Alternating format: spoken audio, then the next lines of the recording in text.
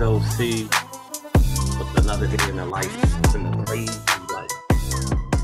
That is the digital asset space. Good morning, good afternoon, good evening to each and every one of you. Interesting times in the digital asset space. Interesting times. Holy moly, the market is doing what the market does.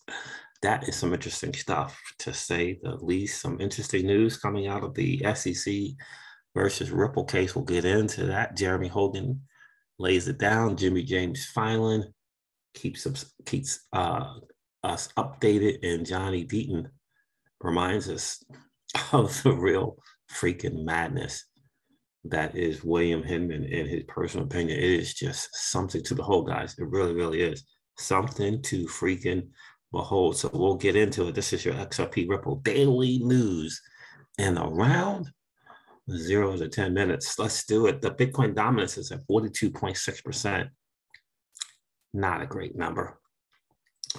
Bitcoin is at $28,931. Excuse me. Ethereum is at $1,973. XRP is at 40 freaking cents. 40 cents. Yes, a lot of double figure reds all over the market space. As we know, Avalanche is down 47%, trading at $30. Wow. Polkadot's down 30%, trading at $10.16. Matic is down 40% at 60, trading at 62 cents. Matic was a great win for the crypto season's home. Algorand is down 38%. It's trading at 43 cents right now. Ethereum Classic is down 28%, trading at $20. The Luna token is 0.00037 of a penny. Wow. We all know what happened there. There's some different rumors on the street about what actually is the move for Terra Luna and what they're going to be doing there. There's some rumor of them not moving forward without the UST stablecoin, and I don't know if that to be accurate. It just didn't seem like that was the proposal that I looked over yesterday. They want to try to bring it back. So that was my understanding, but we'll look into it some more for sure. Yeah, double figure reds, it's 40 and 50% discounts for sure. 50% down for graph, right? And so for people who had dry powder on the sidelines, right, these are just some massive discounts, right? Especially if you believe in that an alt season or an alt run is coming in the coming months. So there it is right there. Convex token is down 46%, trading at $11. Waves down 53%, trading at $6.67. The market, guys, is doing what the market does. Top 100, Loop Ring, Synthetics round out the top 100.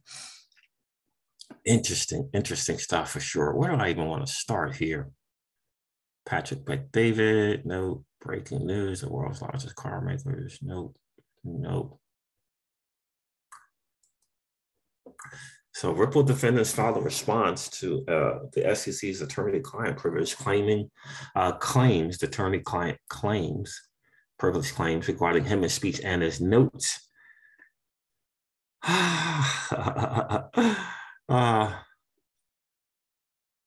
So Fred responded to this as well from Mr. Solomon, and so did Jeremy Hogan. Let's take a look at both of those, but let's first check the response. So Mr. Solomon, Ripple attorney, responds to this whole nonsense of attorney-client privilege. Defendants Brad, I won't read that. The court has SEC multiple times. Defendants Brad, Garlinghouse, whatever, respectfully submit this response to the SEC's April 29, 2022 letter submission, and in further support of the defendant's motion to compel. The court has ordered, this is Attorney Solomon, the court has ordered the SEC multiple times to produce documents related to the formulation of a speech the former director of corporation finance, William Hinman, delivered in his personal capacity in June of 2018. First, the SEC resisted, claiming the deliberative process privilege protected them from production. The court rejected that argument. Now the SEC has doubled back to a theory it has not raised in several briefing rounds, that they are all protected attorney-client communications because Mr. Hemmons shared drafts of the speech with other SEC staff, including some lawyers, for the primary purpose of seeking legal advice. This is wrong for 4 reasons, says Attorney Solomon. First, the record in this case demonstrates that Mr. Hemmons delivered his speech in his personal capacity. He sought input from SEC colleagues as to how best package his remarks. That certain colleagues discuss legal concepts in some of their responses does not imbue them or the other communications with an attorney-client privilege. Second, Second Circuit law makes clear that advice on policy or messaging issues, even from lawyers, is not protected by the attorney-client privilege. Second, while Mr. Hemmons was entitled to communicate with SEC lawyers and to receive privileged legal advice when discharging his role as the director of corporation finance, communications about the substance of his personal remarks are not within the scope of any such attorney-client relationship. Third, the communications at issue involve no confidential information concerning the agency that will be protected by the attorney-client privilege. Finally, even if the SEC could establish the elements of the privilege, which it does not, the SEC at most would have identified a privilege claim that it lacks standing to assert because the privilege would belong to Mr. Hemmons.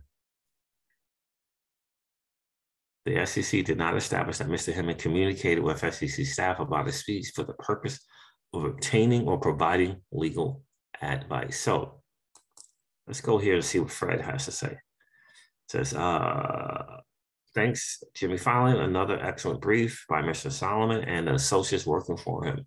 Absolute takedown that exposes completely contradictory positions taken thus far by the SEC. In fact, there are layered contradictions on top of contradictions.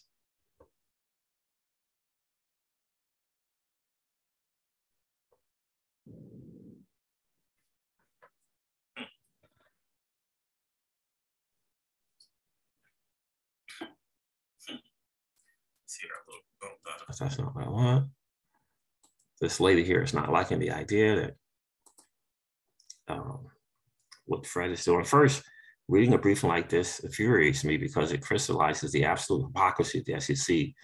Someone posted just yesterday that SEC's director of enforcement was whining about defense lawyers stonewalling the SEC.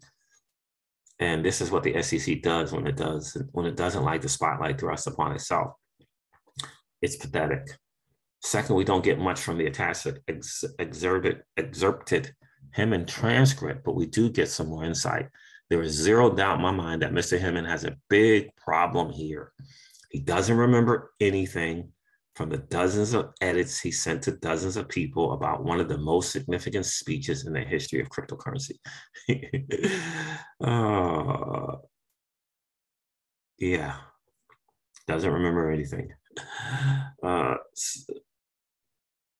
But the most significant speeches in the history of cryptocurrency and by an SEC official acting in his personal capacity that moved the market by billions of dollars. It's likely his entire deposition probably is him saying, I don't recall any details about any decision he took in the last 2 years at his high-ranking government job. No jury in the world will buy that. And the case against you personally grows stronger by the day.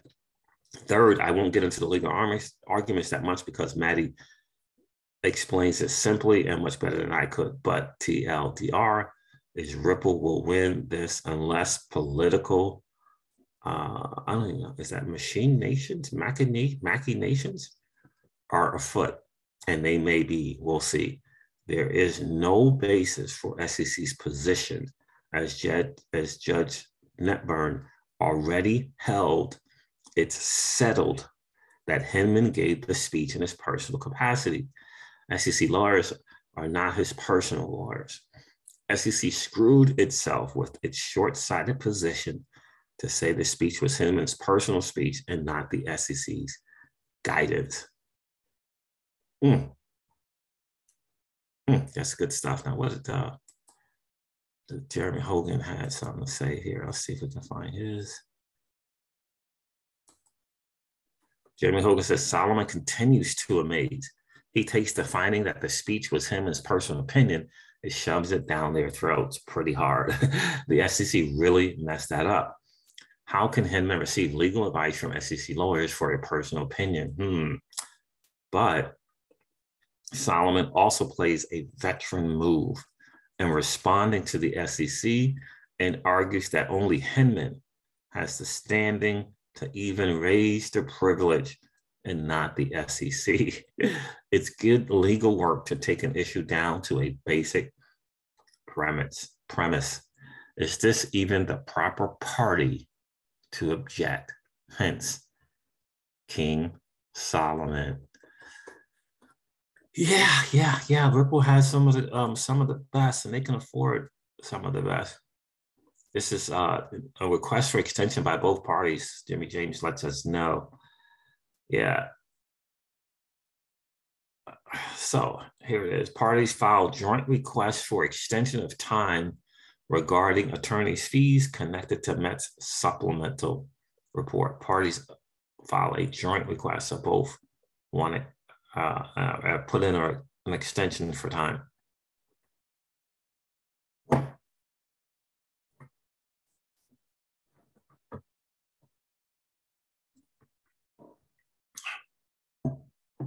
Yeah, interesting stuff there. So, that's another delay. I don't know if it's a loss or not, but certainly it is another delay that we have to deal with, and no one wants to deal with. I'm going to end with John Deaton reminding us of this because I think it's important. Crypto Law put this out, which is John Deaton's deal. A Freedom of Information Act request by a whistleblower has revealed former SEC Director William Hinman was receiving millions of dollars in retirement benefits from a pro-Ethereum law firm during his tenure, right? A year ago, I tweeted out Hinman collected $50 million, and it didn't seem like retirement benefits, quote unquote. Many XRP holders agreed. Then we learned through the efforts of Empower that the SEC's ethics office agreed with us. It wasn't a pension. He was an ongoing profit-sharing partner. He's in trouble. Doesn't realize it, and he probably, has enough money now to kind of recover. But certainly it could be a stain on his reputation. Interesting to see him appear the other day in public on a panel, if you will, covering some stuff. That was very interesting to see. So there it is, guys. That is it. I'm going to end on that note for sure. I want to certainly remind you guys, like I do in this video, like I do all of my videos, and remind you guys of this, that old money doesn't want you to win. But that's okay, though, because you and I are already winning. Have a great rest of the day, guys. I'll talk to you soon. See ya. Bye.